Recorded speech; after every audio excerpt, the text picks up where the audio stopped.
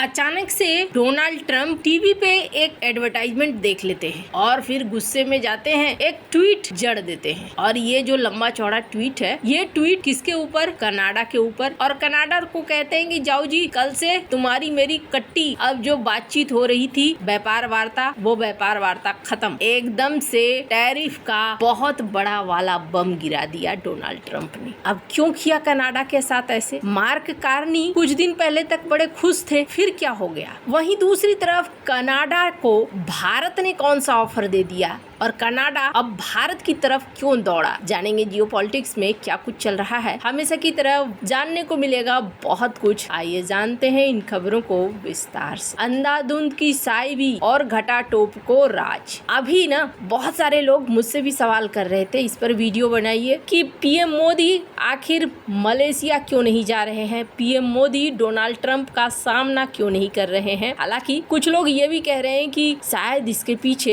एक अलग थ्योरी भी है। कुछ लोग इसे जोड़ रहे हैं कि एससीओ की मीटिंग में कुछ हुआ था चाइना के अंदर। जब पीएम मोदी गए थे तो वहाँ राष्ट्रपति पुतिन ने अपनी कार में बिठा लिया था पीएम मोदी को और वहाँ कुछ खास इन्फॉर्मेशन 45 मिनट तक दिया था। माना जा रहा था कि ये इन्फॉर्मेशन पीएम मोदी के लिए बहुत जरूरी था, शायद उसमें कुछ सुरक्षा संबंधी चीज हो, इसकी वजह से पीएम मोदी नहीं जा रहे हैं बाहर। अभी कोई भी विदेश यात्रा से बच रहे हैं। अब क्या सच्चाई है इसके बारे में कुछ कहा नहीं जा सकता है, लेकिन एक बात तो जरूर है, डोनाल्ड ट्रंप से इस वक्त जितना दूर रहो और जितना बच के रहो उतना ही सही है। अब क्यों सही है?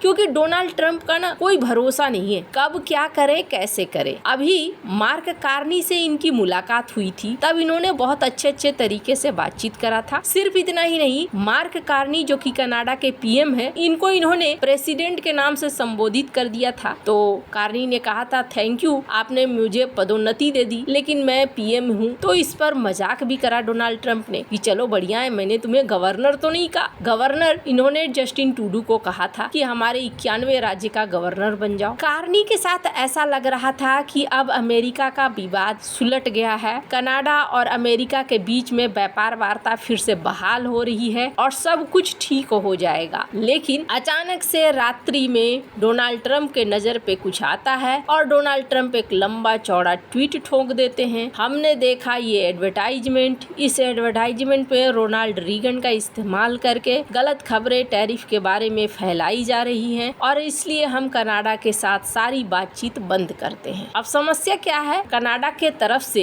ये कोई आधिकारिक तौर पर कार्नी ने एडवर्टाइजमेंट नहीं चलवाया था, लेकिन यहाँ पर असर कनाडा के ऊपर पड़ा। एक टीवी पे एड आ रही थी जिसमें रोनाल्ड रीगन को दिखाया गया था और कहा गया था कि रोनाल्ड रीगन टैरिफ खिलाफ बातें बोलते हैं। डोनाल्ड ट्रंप ने कहा कि ये नेशनल सिक्योरिटी के लिए बिल्कुल ठीक नहीं है, टैरिफ एक बहुत खास चीज है और हम इसे इस्तेमाल भी कर रहे हैं खास पर्पस के लिए। ऐसे में इस तरह के एडवर्टाइजमेंट गलत संदेश देते हैं और यहाँ पर इन्होंने सीधे कह दिया, वो भी बोल्ड लाइन में लिख दिया, जितने ट्रेड नेगोशिएशंस कनाडा के साथ हो रहे हैं वो सारे टर्मिनेट किए जा रहे हैं। ये फेक एड है जिसको चलाया गया है कनाडा के जरिए। कनाडा के लिए ये बहुत बड़े गाज गिरने से कम नहीं है, लेकिन ये कनाडा के साथ पहली बार नहीं हो रहा है, दूसरी बार हो रहा है। मतलब ये कि कब मूड स्विंग कर जाए, किस तरीके से बदल जाए डोनाल्ड ट्रंप, ये कहना मुश्किल है। यही वजह है कि यहाँ पर पीएम मोदी आगे किसी मीटिंग से बच रहे हैं, खास करके तब तक तो जरूर जब तक कि ट्रेड वार्ता या ट्रेड डील फाइनल नहीं हो जाती है। डोनाल्ड ट्रंप कब किसके साथ क्या करेंगे ये कहना मुश्किल है, लेकिन भारत को लेकर युवान ब्रेमर ने बहुत अच्छी बात कही है, इस वीडियो में सुनिए। From any future fight with the White House, the UK, the European Union, Southeast Asian countries have offered non-reciprocal trade deals.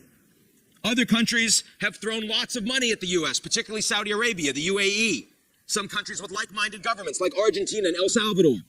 Now, from governments that have more bargaining leverage, like China and India, we've seen that standing up for yourself and a willingness to absorb punches can create needed space. इन्होंने कहा मैंने दो देशों को देखा, ये दोनों देश मजबूती के साथ खड़े रहे और इन्होंने अपनी बात कही। और ये दो देश कौन कौन से थे? चाइना और भारत। ये ट्रम्प के सामने खड़े रहे, लेकिन बाकी जो देश थे वो पैसे फेंक रहे हैं, किसी भी तरीके से मुक्ति चाह रहे हैं, इस वजह से अलग अलग डील ऑफर कर रहे हैं। ये दो देश हैं जिनके साथ डील कर पाना इस वक्त अमेरिका के लिए मुश्किल भरा हो रहा है। अब इसी बीच ये भी देखने को मिल रहा है कि कनाडा को अंतिम जगह अगर कोई दिख रही है तो वो भारत दिख रहा है। कहते हैं सारे दरवाजे एक साथ बंद नहीं करने चाहिए। जस्टिन ट्रूडो ने दरवाजे बंद करे थे, लेकिन मार्क कार्नी ने आते ही बुद्धिमानी दिखाई और दरवाजों को खोलना शुरू कर दिया। G7 जब हो रहा था कनाडा के अंदर, तब कहा गया था पता नहीं पीएम मोदी को न्योता मिलेगा कि नहीं मिलेगा, लेकिन मार्क कार्नी ने न्योता दिया, उन्हें बुलाया, स्वागत किया, द्विपक्षीय वार्ता करी, बातचीत करी।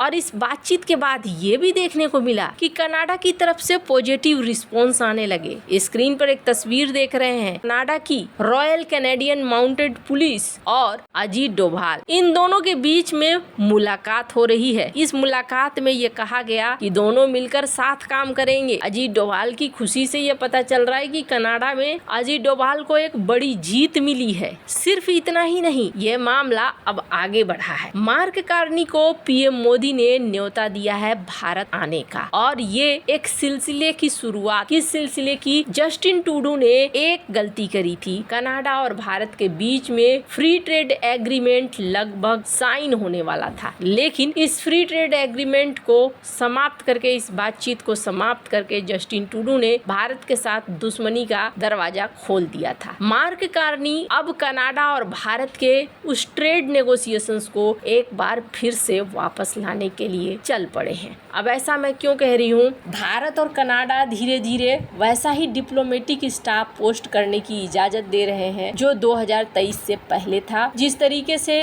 राजनयिकों को निकाला गया था, अब माना जा रहा है कि वापस से यहाँ पर राजनयिकों की तैनाती पूरी तरीके से होगी। इसके अलावा कहा जा रहा है कि अगले साल पीएम मोदी और कार्नी की मुलाकात जब होगी तो इसमें ट्रेड डील की बात होगी। दोनों देश सीओ फोरम को रीस्टार्ट करेंगे, एआई डिजिटल इंफ्रास्ट्रक्चर पर कोऑपरेशन को बढ़ाएंगे। भारत की एआई मिशन और कनाडा की एआई पॉलिसी को जोड़ने की कोशिश की जा रही है। ट्रम्प के टैरिफ से प्रभावित दोनों देश एक दूसरे के लिए वैकल्पिक पार्टनर बन सकते हैं। इमिग्रेशन और एजुकेशन में भी बदलाव हो रहा है, और अगर आप देखें तो इस वक्त एक पॉजिटिव वाइब्स है जो चल रहे हैं। आई और टेक टाई अप्स में ये उत्साह देखने को मिल रहा है। खालिस्तान, इमिग्रेशन, बहुत सारी चीजें हैं जिस पर भारत और कनाडा अब साथ मिलकर काम कर रहे हैं। तो फिलहाल के लिए कनाडा के लिए दरवाजा खोला है भारत ने, और कनाडा को भारत की जरूरत है। आपको क्या लगता है इन सब मामले में? आपकी क्या राय है? कमेंट कर जरूर बताएं। जल्द मिलते हैं अगले वीडियो में नई खबर के साथ।